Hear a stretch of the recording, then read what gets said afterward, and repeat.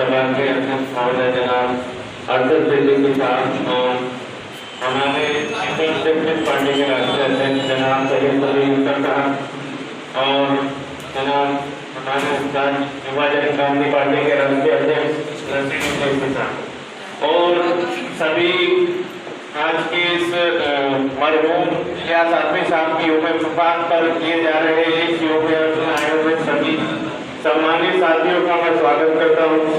और इलियास आदमी साहब को मैं 19 जनवरी 2021 को पहली बार इस्लामिया डिग्री कॉलेज लालबाग में मिला था और डॉक्टर अफसर साहब भी आए हुए बैठे हुए हैं।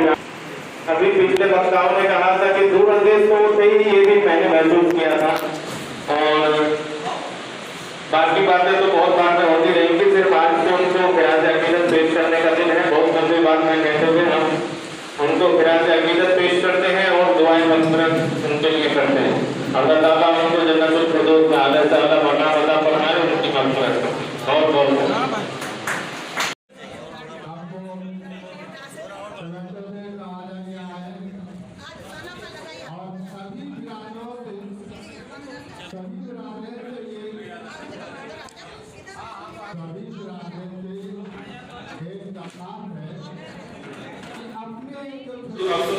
भाई साहब श्री चतुर्भुज सिंह जी चौबे जी, तमाम हमारे धर्मपाल सिंह और सभी साथियों, वक्त बहुत कम है क्योंकि माननीय मंत्री जी को भी जाना है कार्यक्रम में। हमने श्री इलियास आदमी साहब के जैसा ईमानदार सभी का नेता नहीं देखा। राजनीति में 5 साल 10 साल आगे पीछे की बात को जानते थे और वो बता देते थे कि आगे क्या होने वाला है। इतना उनको अनुभव था और उन्होंने पूरी जिंदगी अपना बीपी सिंह के साथ राजनीति की, मानव कांशीराम साहब के साथ राजनीति की, स्वर्गीय गुलाम सिंह यादव जी के साथ रहे, देश के बड़े तमाम नेताओं के साथ रहे और पूरे देश की राजनीति करते थे। दिल्ली में भी अन्ना आंदोलन में साथ रहे, वहाँ की भी सरकार बनाने में, केजरीवाल को मुख्यमंत्री बनाने में रात दिन मेहनत किए। योगेंद्र यादव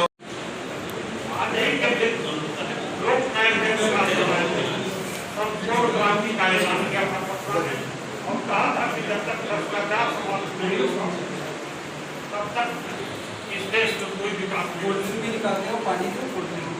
आज ही के दिन उत्तर प्रदेश के मोबाइल आचार्य योगी आदित्यनाथ और आज ही के दिन हम लोगों के सांसद, हम लोगों के नेता, हम लोगों के साथी, हम लोगों के ऊपर होने वाले लड़ने वाले आदरणीय इस्लाम आदरणीय इलियास आदमी की पुण्यतिथि है।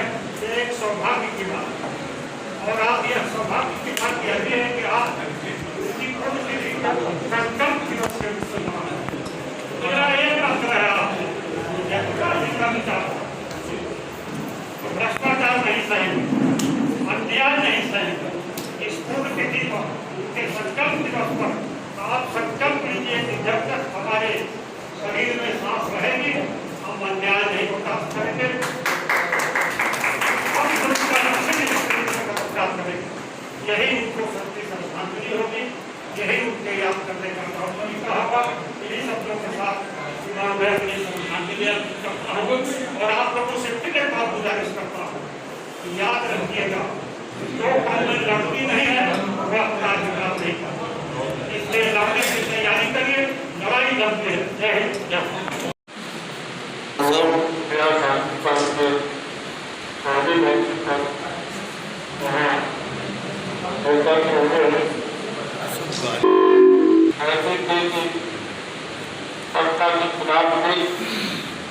चौधरी चरण सिंह जी,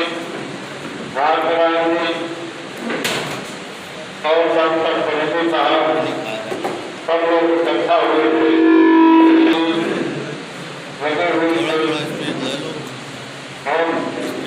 जब भाजपा की सरकार बनी, जनता पार्टी की सरकार को बनाने में भी उनकी बहुत शानदार भूमिका की और उन्होंने धीरे धीरे जो शुरुआत किया था जनता के बीच काम करने का, उसे कभी रुके नहीं, उसे कभी हटते नहीं। लगातार उनकी संगत हमें बदलती रही। कभी मायावती जी और काशीराम जी से उनकी मुलाकात हुई या माननीय मुलायम सिंह यादव से मुलाकात हुई, लेकिन जहाँ राजनीति करने की उनकी अपनी इच्छा थी, कोई उस लेखन में भी महारत हासिल की। तो हमें उनके किसी बात सभा में एक चबूतरा है जो हमें जी के नाम पर बना है। लगातार आते जाते बैठते थे और घंटों बैठते थे, बहुत पहचान होती थी और जहाँ उनको दिल दिखाई देता था उस खिलाफ वो आवाज उठाते थे। एक बार में किसी सच्चाई और ईमानदारी के साथ हमारे साथी मोहतरम साथी साहब की पहली बरसी पर आज हम सब श्रद्धांजलि देने के लिए यहाँ उपस्थित हैं। साथियों, उनके नाम, उनकी विचारधारा किसी से छिपी नहीं है। 1960 में उन्होंने फरीदी साहब के साथ राजनीतिक सफर की शुरुआत की थी। फरीदी साहब ने सबसे ज्यादा 1960 से 70 के बीच में नौजवानों की बैठक की और उत्तर भारत की राजनीति में एक नई दिशा दशा देने की उनकी जो कोशिश थी जो कामयाब है। इतिहास आदमी साहब 75 सालों में भारत की संसदीय व्यवस्था में तो पहले ऐसे व्यक्ति हैं जो कि अल्पसंख्यकों के लिए कोई बुनियादी काम करा सके। उन्हीं की प्रयासों से और उन्हीं की मेहनत से हमें एक सोच की जरूरत होती है किसी भी फील्ड के लिए, चाहे वो सियासी हो या मानवीय हो या सामाजिक हो।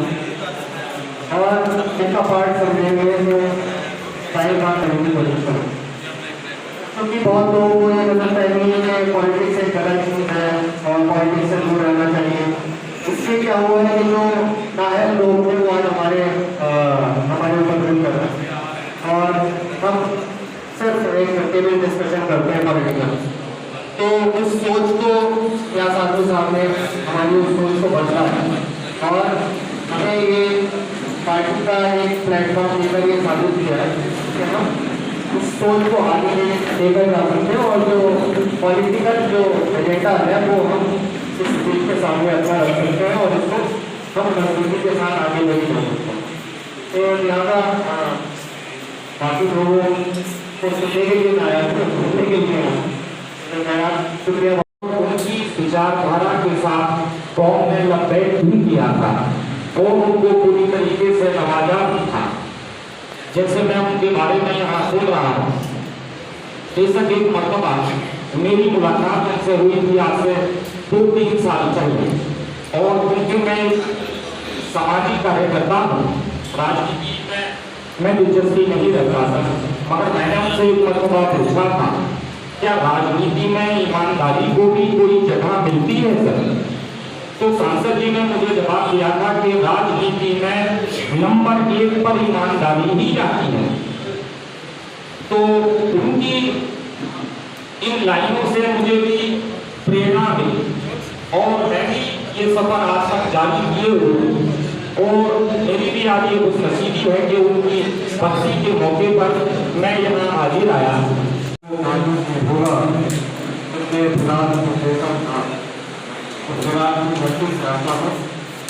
और इलियास साहब मोहब्बत व्यवहार से बना बड़े जमाने में हम लोग एक कानून सभा के साथ और एक राज्य कर रहा और पार्टी लाइन या विचारधारा उतर हुई लोगों से प्यार करना, उनको अपने दिल नुकसान होना और वास्तविक परिवार में जो करीब होता है उसके हकों हकूक और उसकी उन्नयन की चिंता करने वाले रियाज साहब पहली बार मैं भगवान से प्रार्थना करता हूँ उनके स्वर्ग में नसीब हो और बड़े भाई का दर्जा से देता हूँ। अक्षर भाई यहाँ मौजूद है, वो भी किसी भी दायरे में से आगे निकलकर लोगों की मदद करने के लिए हमेशा खड़े रहते हैं। हमारे पूर्वांचल की धरती को इकट्ठ करना उनका भी मैं शुक्रिया आप सबको धन्यवाद देता हूँ।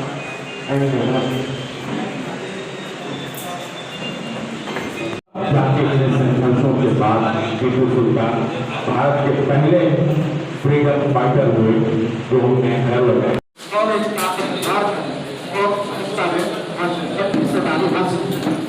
जितना विश्व आप तब तक बहुत बैठते रहे मस्जिद से दफ्तर में भी आने जाने रहा और इसी सिलसिले में मेरे ज्ञान में काफी और उनको हमेशा उनकी काबिश पर रही और आपकी तक रही। उम्मीद करते हैं कि पीपल्स जस्टिस पार्टी उस जिम्मेदारी को पूरा करेगी। इंशाअल्लाह हम उसके साथ देंगे और इस कारवां को आगे बढ़ाने की बात करेंगे। तीनों पार्टी का आपको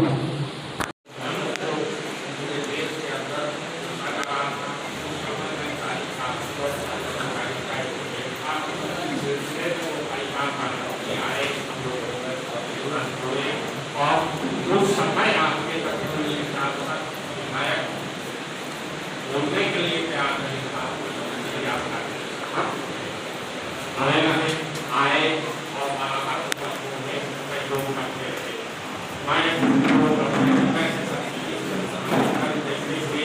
करना चाहूँगा कि आज दो बात है कि जब मुख्तार अंसारी साहब की हत्या नहीं कर दी गई पर उनका भी मुख्तार अंसारी साहब का भी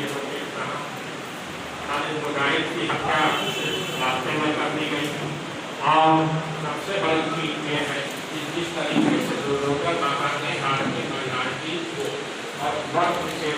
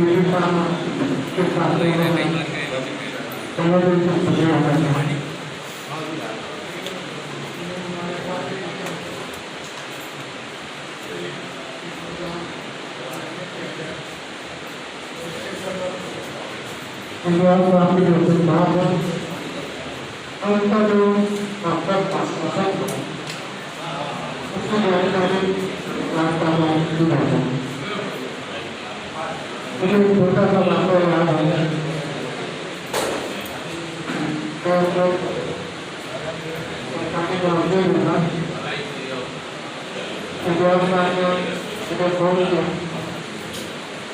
गवर्नर हाउस बनाए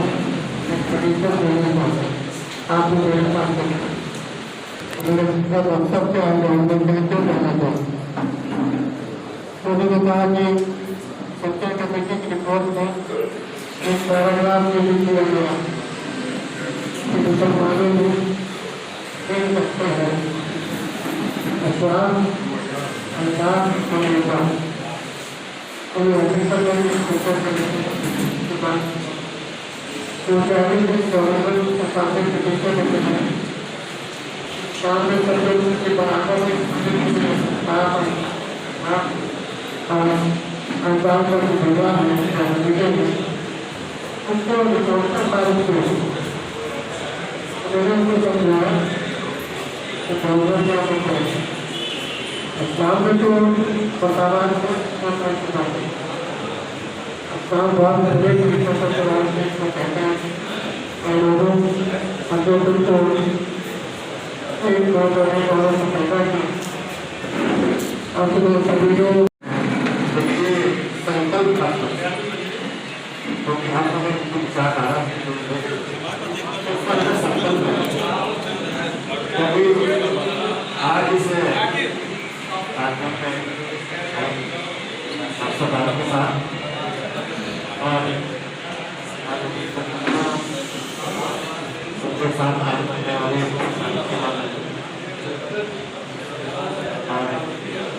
आज इस घड़ी में हमारे साथ ये दिवराज भी प्रसिद्ध है।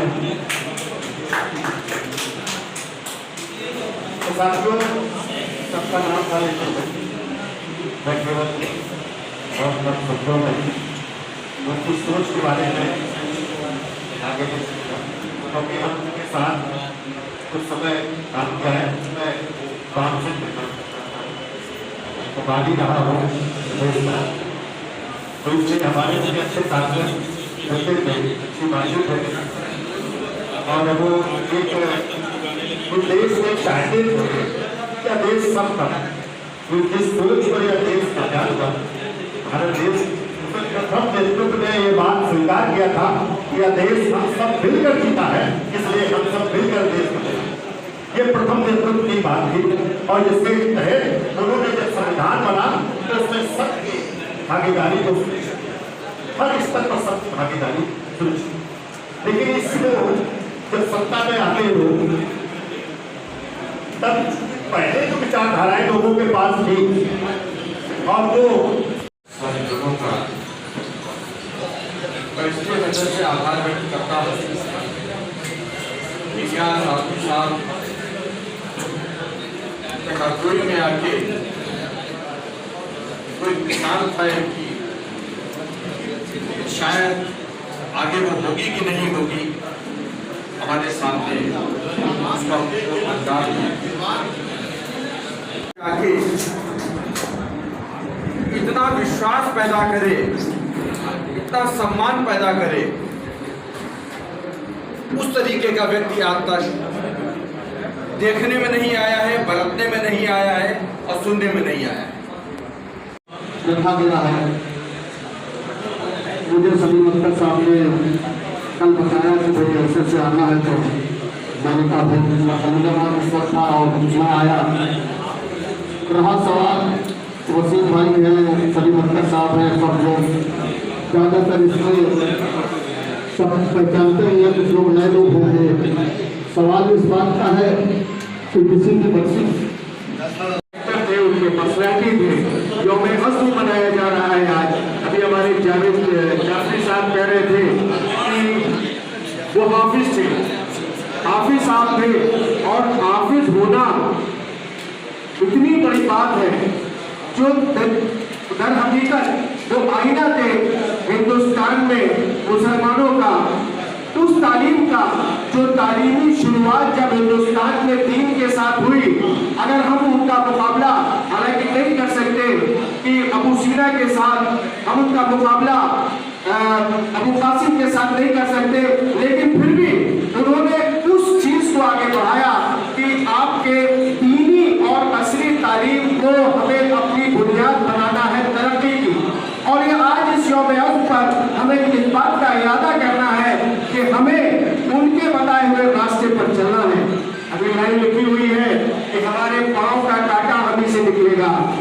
इस शेर को जब मैंने पढ़ा तो मुझे याद आया कि न हम सफर न किसी हमनशी से निकलेगा न हम सफर न किसी हमनशी से निकलेगा हमारे पाँव का कांटा हमी से निकलेगा। अभी हमारे नौजवान ऑडिटर बहुत ही उन्होंने अच्छी ओजस्वी स्पीच की मगर हिंदुस्तान का ये बदकिस्मती कह सकते हैं कि एक सर सैयद अहमद पैदा होने के बाद दूसरा सर सैयद अहमद हिंदुस्तान में पैदा नहीं हुआ। हमें हिंदुस्तान में सर सैयद अहमद पैदा करने की जरूरत है। हम क्या पैदा करेंगे लोगों को आगे बढ़ करके उस कैरेक्टर को अपने अंदर उतारने की जरूरत है। अगर हम अलीग हैं या अलीग से अलग हैं तो हमें वहां से सीखने की जरूरत है लेकिन हम दायरे से बाहर नहीं निकलते हैं। हम सिर्फ इतना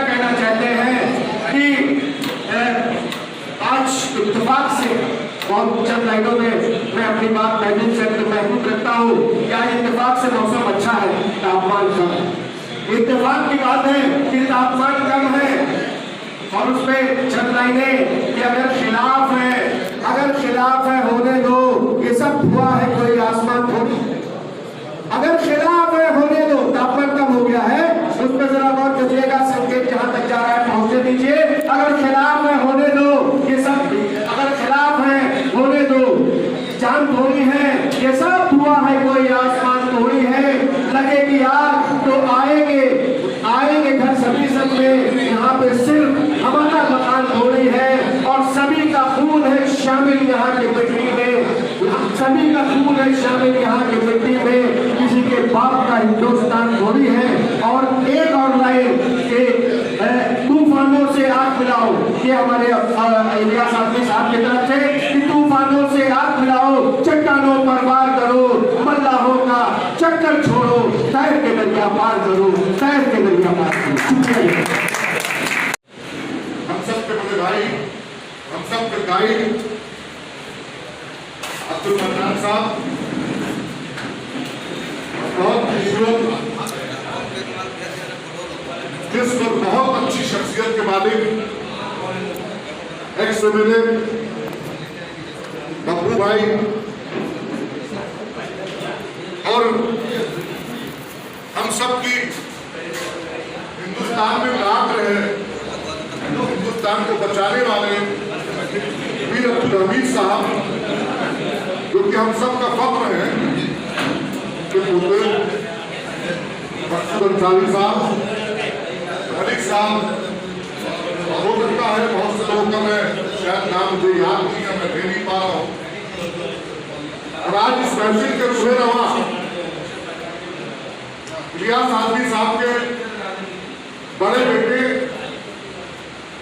और हम सब के संरक्षक अरशद सिद्दीकी साहब और तमाम यहाँ पर मुल्क और मिल्लत से मोहब्बत करने वाले लोगों को दोस्तों, क्योंकि मौका है खिलाड़ी हकीकत का, सबसे पहले उस महान शख्सियत को खिलाड़ी हकीकत पेश करना चाहिए। दोस्तों, इलियास आदमी साहब अगर शख्स कहा जाए ये उनके साथ बहुत बड़ी नाइंसाफी होगी। इलियास आदमी साहब एक शख्सियत थे और सिर्फ हिंदुस्तान में ही दुनिया के लोग ये मानते थे कि हिंदुस्तान में कोई गरीबों का, कमजोरों का कोई मसीहा है इस युग में, उसका नाम है इलियास आदमी। साइज पर तस्वीर फरमा हमारे मन्नान साहब, पूर्व मंत्री हमारे सलीम अख्तर साहब, हमारे गौतम साहब रावण साहब, पूर्व विधायक दब्बू भाई और हमारे अरशद सिद्दीकी साहब। आप आगे आ जाइए ना। आज इलियास आदमी पर कि हम लोग खिलाड़ी हकीकत पेश करने आए हैं। आज उनको गए दुनिया से 1 साल हो गया है, अल्लाह उनकी मग़फ़िरत फरमाए और हम लोग उनको दुआएं दें, क्योंकि उन्होंने एक चिराग ऐसा जला के गए एक देश के लिए कि सभी लोगों को हम लोगों को मिलकर के कुछ करने का समय आ गया है। अभी 2 चुनाव हुए हैं, 2022 और 2024। 2022 में भी हमने ये कहा कि बीजेपी को हटाओ और समाजवादी की सरकार ले आओ। सारा मुसलमान, पंजाब से पटना मुसलमान एकजुट होकर के वोट दे दिया, फिर भी उत्तर प्रदेश में समाजवादी की सरकार नहीं बनी। अब 2024 का जब लोकसभा चुनाव आया, फिर यही रास्ता निकाला कि भाई अब देश को बचाना है, संविधान को बचाना है। फिर एकजुट होकर के कांग्रेस को या गठबंधन को समर्थन कर तो किया, लोगों ने पूरे हद तक किया। लेकिन सरकार अभी किसकी बनेगी अभी चल रहा वहां दिल्ली में मामला, बन भी सकती है, नहीं भी बन सकती है, दोनों चीजें हैं। लेकिन इनकी जो गर्मी थी वो कमजोर हो गई। इनकी जो गर्मी थी 400 पार, तो 400 पार ना होकर 300 में टिक गई और कमी भी टिकी है। तो मेरे अजीज दोस्तों, साथियों, हमें अब आगे निर्णय लेना है संकल्प और विकल्प, आखिर आगे हमें करना क्या है। देखिए, राजनीति एक शतरंज है और हम अपने मुसलमानों भाइयों से कहते हैं कि शतरंज जब तक तुम नहीं खेल पाओगे, जब तक तुम अपने प्यादे हाथी घोड़े सब मरवाते रहोगे और हाथ लाख में हार जाओगे। हमें शतरंज को समझना है, राजनीति को समझना है, कैसे हमें राजनीति करने हैं। आप जो पार्टी अगर बनी है तो इस पार्टी को कम से कम आगे चल करके 2027 में 100-150 विधायक कम से कम हम लोग निकाल सकें, ये हम लोग हिम्मत जुटाएं। लेकिन है क्या कि अभी कल फिर चुनाव आएगा, फिर हमसे कहा जाएगा कि बीजेपी को हरा दो, बस फिर सारा मुसलमान एकजुट हो जाएगा। तो पार्टी ओवैसी साहब की पार्टी बनी, डॉक्टर अयूब की पार्टी बनी, आखिर हुआ क्या? वही जब मौका आता है वोट देने का तो सब लोग वहां चले जाते हैं। लेकिन हमें ये संकल्प लेना है कैसे हमें आगे बढ़ना है। तो ये हम लोग बैठ के सब मशवरा कर रहे हैं कि दलित, मुस्लिम, पिछड़ा, पसमानदा सब लेकर के काम करना है। देखिए, अगर पार्टी अगर बनती है तो आपको 2 वोटों में सबसे ज्यादा फोकस करना है, पहला मुस्लिम, दूसरा दलित। यही 2 वोट आपके पास हैं जो आपके साथ खड़े हो सकते हैं। जब दलित मुस्लिम मिलेगा तो ओबीसी आपके साथ में आ जाएगा। तो आप ये लड़ाई लड़िए कि सभी को मेरा अस्सलाम वालेकुम। मैं इरशाद मलिक समाज फाउंडेशन का संस्थापक।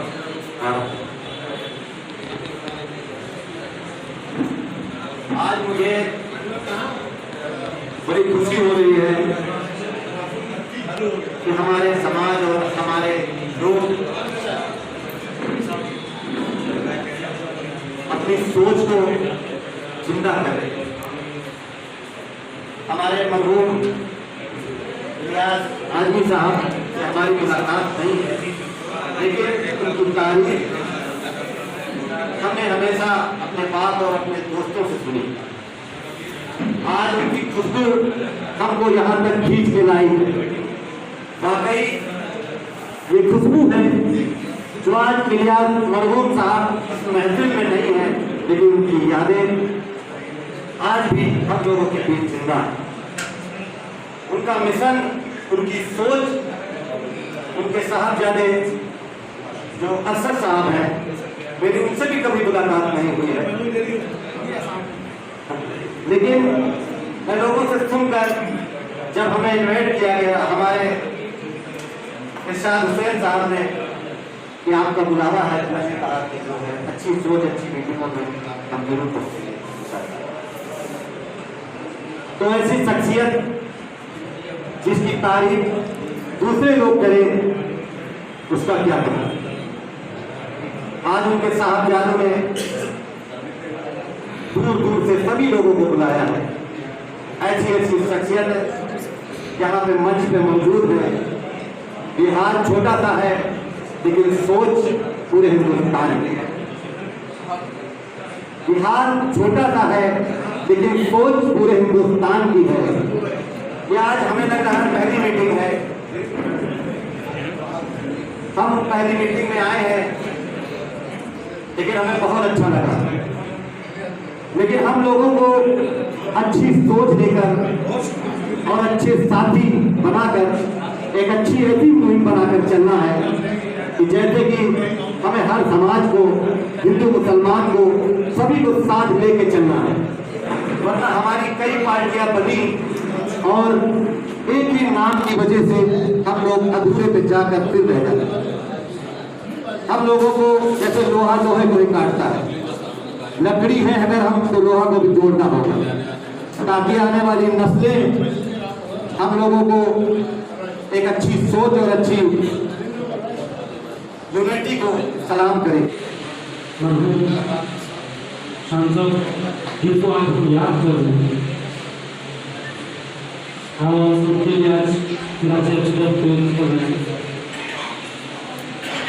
चीज़ें तो हुई यहाँ आते नहीं रह सकते, लेकिन मैं इतनी बातें मैं जरूर करना चाहूँगा कि आज आप इतने भारी हो गए हैं, शायद किसी को सबसे कमजोर करना है। एक विकास है, हम सब ने इतना जरूर दे दिया, किसी की कुर्सी जरूर कमजोर कर दी, लेकिन हम सब जरूर कोई